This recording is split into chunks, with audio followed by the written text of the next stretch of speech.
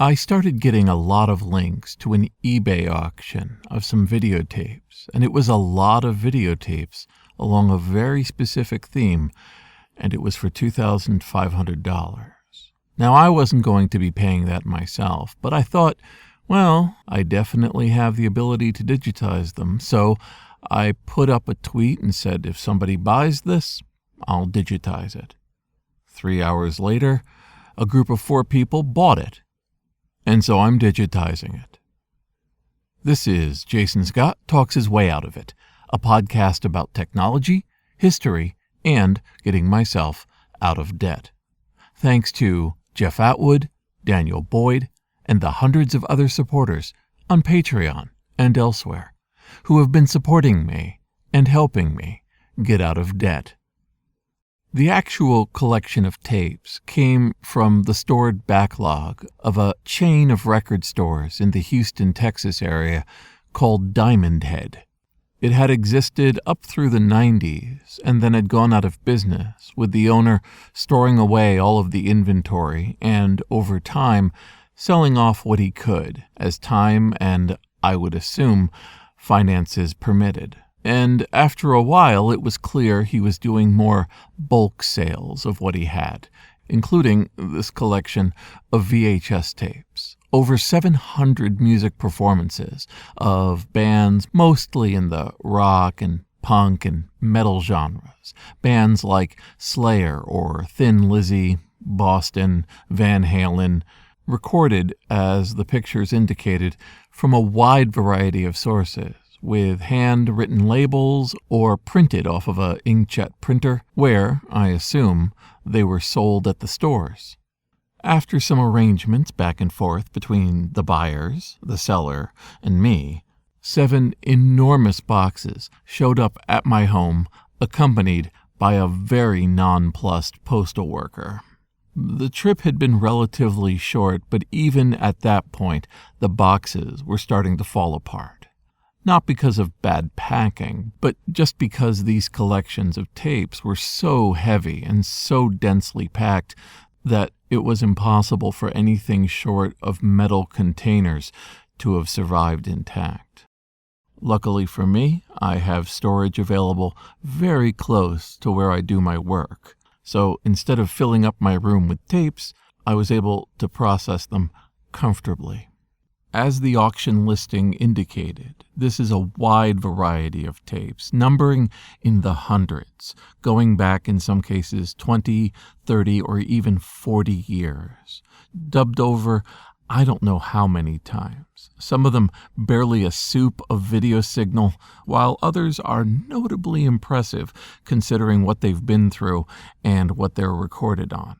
These tapes, which I agreed to digitize, represent a beautiful core sample of bootleg concert footage culture. They contain not just the footage recorded on VHS, but all of the little turns and twists of offering this to audiences that perhaps, as time goes on, we're going to lose. The first is the ratings. These tapes have ratings done by I don't know who, usually in the form of a school grade, A+, A-, B+, indicating a sort of subjective judging of how good or accurate or nice the footage is. In some cases, these are simply copies of television shows where a band performed in Japan or Brazil, accompanied with interviews and newscasters giving context to the show that you're about to watch, while others, clearly, were inside of the audience, recorded by what I assume was an extraordinarily easy-to-pick-out video recorder. By today's standards, a VHS camera is a monster. Certainly compared to the video cameras that came before, they might have seemed like compact, sleek little boxes, easily stuffed into a large jacket, put into a backpack, or otherwise smuggled in expertly before being pulled out among a whole throng of fans. But really, when you think about it, some of these must have been the size of about 2 shoeboxes taped together. Massive endeavors rising up above the crowd and obviously being seen by ushers, security guards, and others. There are moments in these concerts when you can clearly see the camera being aimed down or passed around to avoid the guards, to avoid staff coming after them.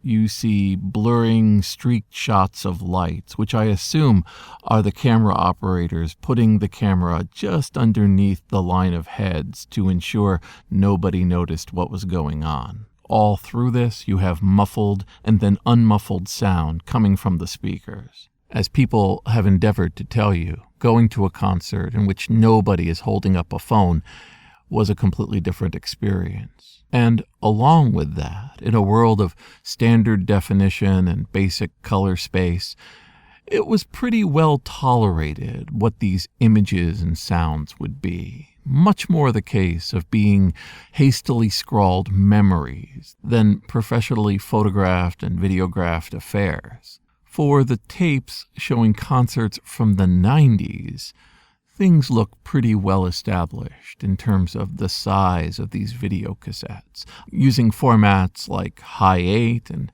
much better equipment. But as you travel backwards, going into the 80s and even the 70s, you really get a sense for how clunky these affairs were and what the level of tolerance there was for the quality of a video image. From some of the early Kiss concerts, you also get a sense for what constituted a rock show, the kinds of explosives and sparkles and flashing lights that were used to accompany the music. Once you get past the 1990s and into the 2000s, video screens rule the roost. But before then, it's projection, lasers, and massive amounts of fog wafting through the stage and falling down into the audience. Using some basic counting, I am fairly sure we are talking about 750 videotapes in this collection. Some of them will be damaged, some of them won't work, but in general, only about 1 out of every 50 is giving me any real problems. Instead, I let them run 1 hour, 2 hours, in some cases 3 hours, of recordings of concerts combined with interviews and cameos by the band, obviously meant to be capsules for people to remember concerts they've been to or to dream of the day that they can attend the concerts themselves. None of these, even the dubs of professional documentaries about the bands, really hold a candle to a professional product shot with the right lights and equipment and then put onto a medium like DVD or Blu-ray. These are, in many cases, sketches of what was played, reminders of what was once there. Recording them has been easy. At this point, after a couple years of anime fan subs, it's almost relaxing to find that these concert tapes go on for a while, that I only have to verify whether they're hi-fi or if there's something wrong with the tape, and then turn to the rest of the work I have to do. It is an ideal situation. This music, these bands putting their full energy into their acts, are a backdrop to the work I'm doing. They're culturally relevant without me having to stare at them trying to figure out what's going on. The resulting video files reflect, accurately, how janky many of these tapes are, how many of them are clearly at the end of their lives, and that I'm doing one last Polaroid photo before they completely disintegrate into plastic and rolls of magnetic tape. All of the tapes I'm digitizing will eventually go into a box and go into permanent storage at the Internet Archive, where, if somebody informs me that a particular tape was unusually rare and needed a very special process to pull its video off of, we'll go back and get it. But I suspect these tapes have already had a pretty good life before they ended up with me. Occasionally, I try to see if copies of these tapes are available online, and in many cases they are. It's clear that there were canonical concert recordings that were passed around, split between people who were trading tapes or made available for sale from sketchy dealers at conventions or, in this case, the back of a record store. These were part of music. They were part of how bands got known, how the word about how they performed would get to others. They were advance notice of concerts to come, products to buy, people to follow in the future. And at the rate that I'm doing these, I'll probably be done with all of them in a couple months. Hundreds of them available online and playable at the Internet Archive. In this VHS journey that I've been taking, this is yet another glorious stop. I came in knowing vaguely about these concert bootlegs, remembering when I spent $25 buying a bootleg of Roger Waters at Madison Square Garden, which was my very first concert. And I remember being particularly surprised at how bad the recording was, how shaky it was, how I could barely hear the band. But for a moment, I wasn't watching a standard definition VHS tape on a tube television. I was back there. I was listening to this band play and letting the sound echo around me in Madison Square Garden. These tapes are talismans, mementos.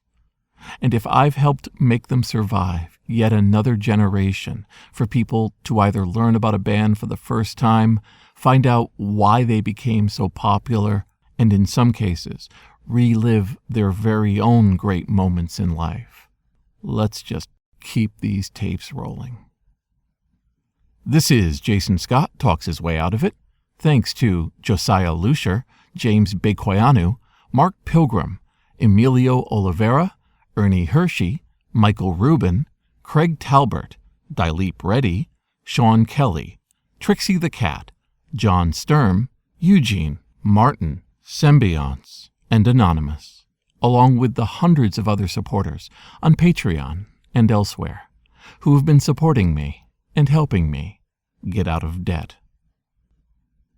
A huge thanks to the 4 buyers who put together the $2,500 to make this happen.